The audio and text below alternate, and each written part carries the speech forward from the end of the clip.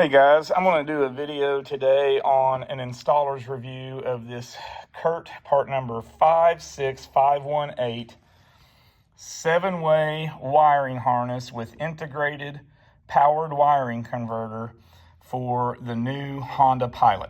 Okay, now this wiring harness has the connector that fits the Honda Pilot provided plug that's inside the driver's side rear of the vehicle, and then you have to mount the converter inside the vehicle but run this coiled up harness here with the 7-way receptacle and plug exterior. Okay, now the first thing that I want to say is I'm a very seasoned installer. I teach other installers how to properly install this equipment. And Curt has gotten very, very sloppy with this wiring harness, in that the installation sheet can be very confusing to a new installer. And I know this is just an attention to detail type thing, but you can see here, this is page 1 of 5, and then page 2 of 5. Well, they've got it stapled right here where page 2 is on the front and page 1 should be. I know that's just, I'm cutting hairs there, but just real sloppy work. But if you go into this wiring a little bit more detailed, as you go through this, they basically say here that right here, attach this mating housing inside the cubby area. The connector is located on the driver's side wheel well body in the upper left side of the cubby. This is correct. I'm going to walk over here and show you this. Okay, this interior trim panel on this car, we ended up taking it completely out, and here's why. This cubby that they're talking about, imagine this panel inside the car. This is the cubby hole that they're talking about that your spare wheel and tire tools are situated in, and the cubby is inside and up, back in behind here, right about in this area. So can you reach it and get up in there to it without taking this panel off? Sure, you can. But the problem is, with that connector being up in here like that, it's just very difficult to get to, okay, right here. So it's best to give you the room you need to work to partially remove this interior panel enough that you can get in behind here. Or in our case, we just found it just easy to take the panel completely out for 2 reasons, actually 3. You can get to the wiring harness easier here now. You can also mount the converter box and have plenty of room to get your tools in here to run a self-tapper through the body structure right there. Plus, you can take the wiring or the ground wire and come up and hit one of these factory grounding points instead of trying to create a new one down here somewhere. So it's just easier to install with the panel completely out of your way, okay? The next thing is you have to take the wiring along here and underneath the 3rd row seating area. And I want to show you this because they show the rear seat cushion. What they basically do, I'll lift that up, is they lift the seat cushion up enough to show you that grommet right there, which you can see our wires come in here and then you go through that grommet. And the only way to get access to that grommet very well is to take the seat all the way out. They don't mention that in the instructions. There's a bolt right there, I believe, that little threaded portion right there. You take that bolt out and then you undo the 2 seat clips here, and the one on the passenger side, and the cushion raises right out. It's not hard, but to get to that grommet, the way they show you in the installation instructions, it's easier to take the seat cushion out than to try to hold it up and do all of your cutting and siliconing. But you slice that grommet, make a hole in the rubber, run that through, and then you reseal that with silicone, and that's what gets the wiring harness to the exterior of the vehicle. I'll come back to that. Okay, so over here, you have their installation instructions showing a ground on the exterior of the car. They show a part of the harness in this photograph here that doesn't even match the harness in question. I don't even know where they got these 2 photos, but they don't even apply to this harness. This ground goes inside the vehicle, not outside. This part of the harness doesn't even exist.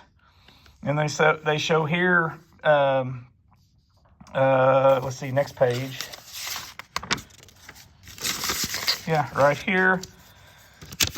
Move into the passenger area, reach into the driver's side third row seating area, reach into the driver's side third row seat, pull up on the seat.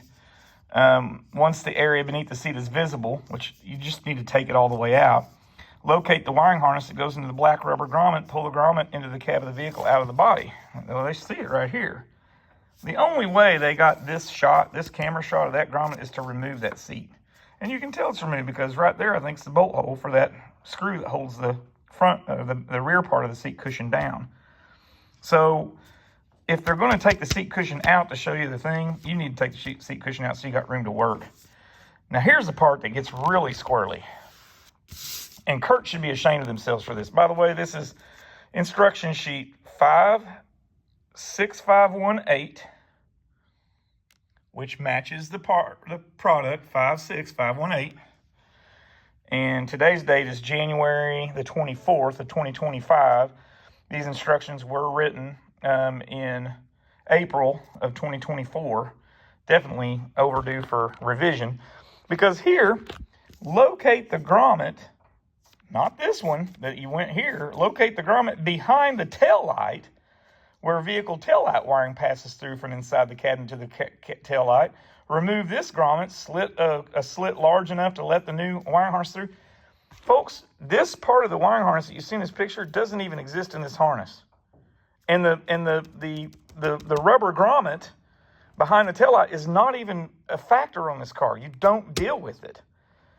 What Curt did here is they wanted to cover how to properly slit a grommet, put your wire through, and seal this up for this vehicle, but they cut and pasted this off of some other vehicle so that they wouldn't have to write out the instructions for this specific harness. If you're a new installer or a do-it-yourselfer, you might read ahead on this and say, oh, it looks like I'll be taking the taillights out. And so the next thing you know, you're taking taillights out and maybe even slitting the little rubber grommet behind the taillights. You don't even need to do that on this harness. Very, very, very sloppy. Very sloppy. Okay? The next thing, it doesn't end there. It just keeps getting better and better. To activate this harness, you have to take the lid off the power distribution box under the hood, and they provide you with fuses to put in that cavity and these two cavities right here. This is your trailer main fuse, and then one of these is 12-volt auxiliary. The other one is electric brake. Okay, well, did they send fuses? Yes, they did. They sent 2 of these pink J-case fuses, 2 yellow low-profile ATM fuses right here, and then a full-size 10-amp ATC fuse. I don't know what it's used for. Who knows? But this guy right here is a 30-amp J-case fuse, which they're telling you to put into this port. Well, let me show you what we have here. So when we take the power distribution lid off of the car and access that fuse point right there, that is not a J-case fuse socket. There's a huge difference in size. The fuse that they sent won't even fit in that cavity. This is a 30-case M, or a 30-amp M-case fuse. M is in Mary, not a J-case. They sent the wrong fuse. So if you get this kit thinking that you're going to be ready to hit the road, you're probably going to have to go to an auto parts store or someplace and get you this 30-amp M-case fuse, because this isn't going in, and without that fuse in, it's not going to work properly. Now, the 2 10-amp fuses that they sent for 12-volt auxiliary and electric brakes, they fit just fine right here.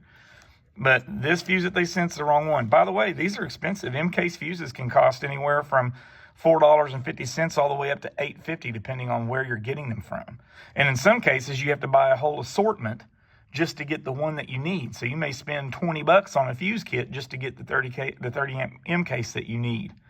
But once we put that in there and these 2 fuses, we've already tested it. It came hot and everything's, we got our little force meter tester here and it all works. Okay. The 10 amp ATC fuse that they sent, I thought might go, I'm sorry, it's so dark in here. I left my light up at the front. I thought it might go in the main fuse holder that feeds this box right here. but this is actually an ATM-M or a 10 amp ATM fuse, smaller. So I'm not for sure what they sent the full-size 10 amp ATC fuse for. The bottom line is the instructions are terribly written. The illustrations are not specific to this vehicle, and it will certainly cause a great deal of frustration for you if you're a green installer or a do-it-yourselfer, because they're going to have you running off in all kinds of tangents. So anyways, we chose to mount it here. You can access the fuse through the cavity in the side panel. We found it was easier to just take the inside panel off to have free access to work there, as well as a seat cushion all the way out. That looks very aggressive. It's not that big of a deal. That inside cushion, or that inside trim panel, comes out in about 10 minutes and goes back in about the same. So add about another 20, maybe 30 minutes of installation time if you're going to take the panels and the seat cushion all the way out. Okay, last thing. I know the video's getting lengthy, but hang with me. On the 7-way plug that they provide, by the way, this bracket does not come in the kit. They just provide you with the harness and the 7-way US car connector right here.